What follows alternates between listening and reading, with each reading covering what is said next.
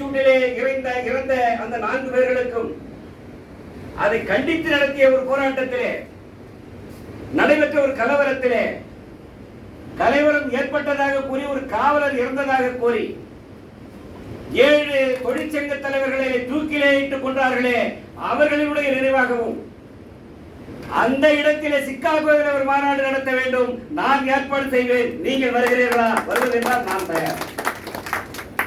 ஏனென்றால் அங்கேயும் நம்முடைய தமிழ் அமைப்புகள் இருக்கிறது, தமிழர்கள் இருக்கிறார்கள். இந்த குரலை ஒழிப்பதற்கு, குரலை கொடுப்பதற்கு, நமக்கு உதவுவதற்கு அங்கே தயாராக இருந்து கொண்டிருக்கிறார்கள். கனடாவிலே கூட ஒரு மாநாடு எங்களுக்கு அழைப்பு கொண்டிருக்கிறார்கள். ஏன் நான் சொல்லுகிறேன் என்று சொன்னால், தொழிலாளர் வர்க்கம் என்பது உலகம் சார்ந்த ஒரு களமாக இருந்து கொண்டிருக்கிறது. உலகம் சார்ந்த இந்த தொழிற்சங்கமானது சாதாரணமாக இந்த கோரிக்கையை வென்றெடுக்கவில்லை. 8 மணி நேர வேலை என்பது சாதாரணமாக வந்துவிடவில்லை. உலகம் முழுவதும் பல போராட்டங்களை நடத்தி இருக்கிறார்கள். ரஷ்யாவிலே புரட்சி வருவதற்கே காரணம் தொழிலாளர்களுடைய போராட்டம் தான். முதலிலே கையில் எடுத்திருக்கிறார்கள் ரஷ்யாவிலே. அமெரிக்காவிலே பல மாநிலங்களிலே இந்த போராட்டங்கள் வலுப்பெற்று இருக்கிறது. முதலிலே தொழிலாளர்கள் தான். இப்படி பல நாடுகளிலே இன்றைக்கு தொழிற்சங்க மே தின நாள் கொண்டாடப்படுகிறது என்று சொன்னால், அந்த வீர தியாகிகளை இந்த நேரத்தில் அவர்களுக்கு வீர வணக்கத்தை செலுத்தி என்னுடைய உரையை நான் இன்றைக்கு ஆரம்பிக்கிறேன். உரையை இப்பதான் ஆரம்பிக்கிறேன். ரொம்ப நேரம் பேசுவாங்க நினைக்க வேண்டாம், விரைவாக முடிச்சிடுறேன். நம்முடைய இந்த நிகழ்வை பொறுத்தளவே நம்முடைய கதிர்வேல் அவர்கள் எனக்கு தெரியாது. முன்னாடி நான் ஒரு முறை சென்னை எங்களுடைய உலகத்தை திருக்குறள் கூட்டமைப்பு அலுவலகத்துக்கு சென்றிருந்தேன். அந்த நேரத்தில் காசிநாதன் இருந்தார், நம்ம பொதுச் செயலாளர் ஆதிலிங்கம் இருந்தார்கள்.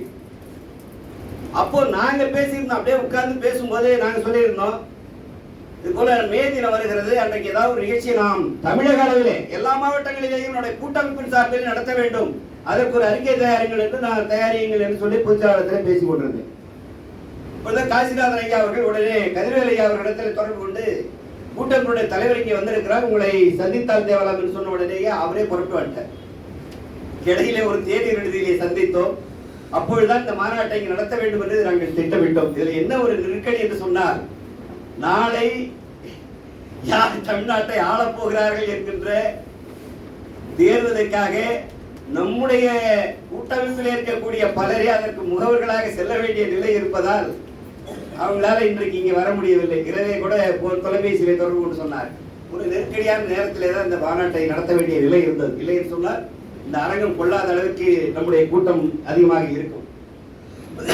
எனவே அந்த அடிப்படையிலே இன்றைக்கு தொழிலாளர்களினுடைய நிலையை பார்க்கின்ற போது சொன்னார்கள், இதெல்லாம் நம்ம பாரதிதாசனே சொன்னார், நடவு செய்த தோழர் கூடி நாரணாவை ஏற்பதும், உடலுழைப்பில்லாத செல்வர் உலகை ஆண்டுலாவதும், கடவுளான கட்டுரைத்த கயவர் கூட்டம் மீதிலே, கடவுளான எண்ணுரைத்த கயவர் கூட்டம் மீதிலே கடவுள் என்னும் கட்டறுத்து தொழிலுளாரை ஏவுவோம் என்று பாரதிதாசன் சொன்னார்.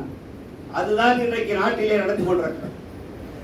இந்த நாட்டினுடைய பலம் எப்படி வருகிறது சொன்னால், 2 வர்க்கத்தால் தான் இந்த நாடு வளர்ந்து கொண்டிருக்கிறது. ஒன்று விவசாயம், இன்னொன்று தொழிலாளர். இந்த 2 வர்க்கம் இல்லை என்று சொன்னால் இந்த நாட்டிலே மனித வர்க்கமே இருக்காது, அழிந்திருக்கும். ஆனால் அதற்கு முக்கியத்துவம் அரசாங்கம் ஆளுபவர்கள் கொடுக்கிறார்களா என்று சொன்னால் இல்லை. விவசாயத்துடைய நிலையும் அப்படித்தான் இருக்கிறது, தொழிலாளர்களுடைய நிலையும் இருக்கிறது. நானும் இந்த மாநாட்டிலே கலந்து கொள்வதில் எனக்கு ஒரு பெருமையும் இருக்கிறது, உரிமையும் இருக்கிறது. 1983 இருந்து 86 வரையிலே நான் தொழிற்சங்க தலைவராக, மாநில தலைவராக இருந்தேன் பாட்டாளி தொழிற்சங்கத்தில். அந்த நேரத்தில் 95 நாகர்கோயிலிலே ஒரு மாநாடு நடத்தினேன். மாநாடு அல்ல, மே தின விழா. மருத்துவர் அவர்களை அங்கே அழைத்து கிட்டத்தட்ட ஒரு 2000 பேரை அங்கே அழைத்து ஒரு மாநாட்டினை நடத்தினேன். இது அந்த மே தின பேரணியை நடத்தினேன். அதற்கு முன்பாக அந்த தொழிற்சங்க பொறுப்பினை எடுத்த போது ட்ரேட் யூனியன், இப்ப நீங்க அமைப்பு சாரா தொழிலாளர் சங்கம் என்று வைத்திருக்க